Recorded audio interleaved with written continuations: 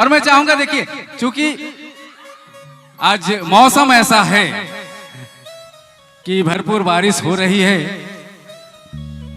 जमीन भी गीला हो चुकी है। मैं बैठने को तो नहीं कहूंगा, कहना मुनासिब नहीं होगा, बैठ जाएं आप लोग, लेकिन जो छोटे बच्चे हैं उनको सामने आने दीजिए। जो बड़े लोग हैं वो थोड़ा पीछे रहें, ऊंचे लोग हैं थोड़ा पीछे रहें। सभी को देखने का, सुनने का, नाचने का मौका मिले। छोटे बच्चे जो हैं, जो पीछे खड़े हैं, वो सामने चले आए, ठीक है। और छाता थोड़ा सा ऊंचा कर लें, थोड़ा थोड़ा, ताकि सबकी नजरें हम तक पहुंच सके। तो लीजिए, बैठने नहीं बोलूंगा भाई, कैसे बैठेंगे लोग, इतना गीला है, जमीन गीला है, कहां बैठेंगे लोग। तो चलिए एक बार जोरदार ताली के साथ स्वागत कीजिए श्रीमती चिंता देवी।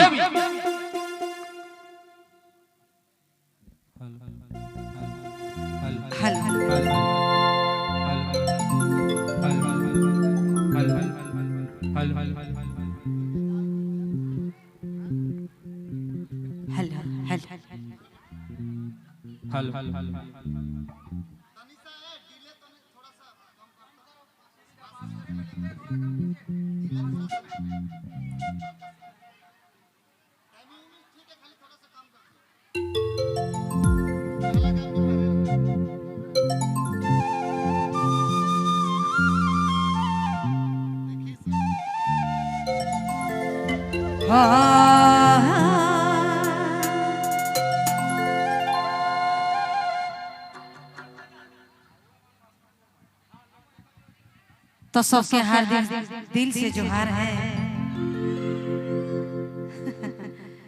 जिते हमारे भाई और बहन, माए बाप, संग साथी, हम सबके तहे दिल से जोहार करीला। आज श्री कृष्ण जन्म छठी महोत्सव में जते हमरे मने आई छी इकट्ठा हुई करे बहाना सहना, और हमरे कर हिये से आई शुरू होला प्रोग्राम कर। हमार सजिंदा भाई मन के भी हम तहे दिल से जोहार करीला, कहे कि बहुत दिन कर बाद आज भेंट हुई है का। अच्छा, साउंड मास्टर के भी जोहार है।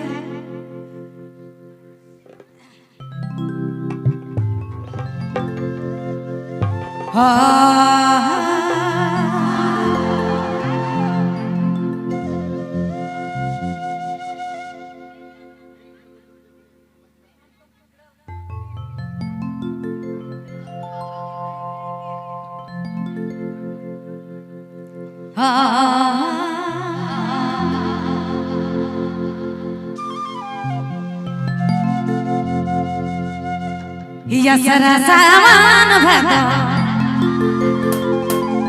ये खिड़की बादर रे, ये खिड़की बादर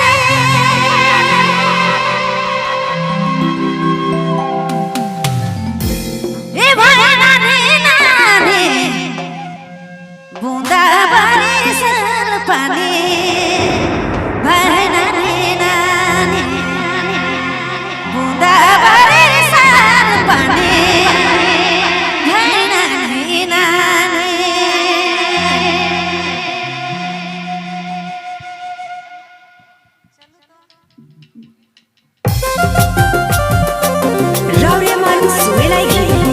नागपुरी फोकस यूट्यूब चैनल की प्रस्तुति।